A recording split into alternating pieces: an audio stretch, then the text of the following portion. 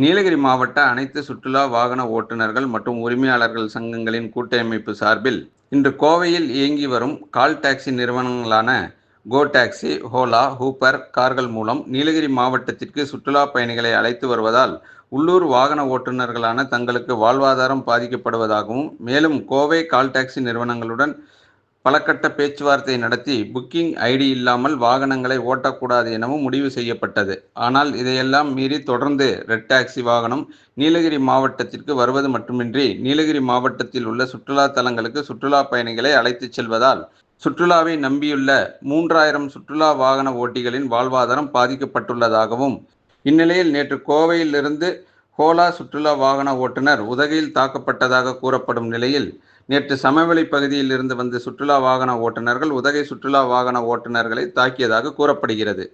இந்நிலையில் நீலகிரி மாவட்டத்திற்கு ஓலா, கோ taxi, Uber கார்கள் மூலம் நீலகிரி மாவட்டத்துக்கு சுற்றுலா பயணிகளை அழைத்து வரக்கூடாது என உதகை நுழைவாயில் பகுதியான லவ்டேல் ஜங்ஷன் பகுதியில் நீலகிரி மாவட்ட சுற்றுலா வாகன ஓட்டுநர்கள் சாலை மறியல் போராட்டத்தில் ஈடுபட முயன்றனர். சாலை மறியல் போராட்டத்தில் ஈடுபட முயன்ற சுற்றுலா வாகன ஓட்டுநர்களிடம் மாவட்ட காவல் கூடுதல் கண்காணிப்பாளர் மணிகண்டன் அவர்கள் பேச்சுவார்த்தை நடத்தியதை தொடர்ந்து சுற்றுலா வாகன ஓட்டுநர்கள் கலைந்து சென்றனர். இதனால் அப்பகுதியில் சிறிது நேரம் பரபரப்பு ஏற்பட்டது.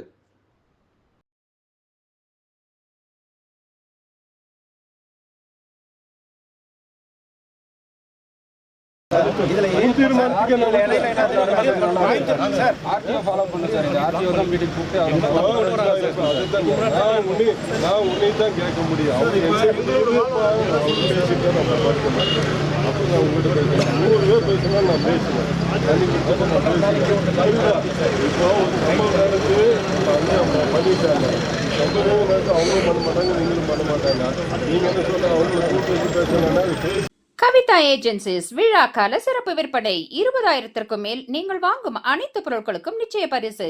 ஸ்மார்ட் டிவி ரூபாய் 7,000 முதல். எளிய தவணை முறை வசதி. இன்றே வாருங்கள். கவிதா ஏஜென்சிஸ், மணிக்கூண்டு அருகில், ATC, ஊட்டி. ராகம் டிவி யூடியூப் பக்கத்தை சப்ஸ்கிரைப் செய்யுங்கள்.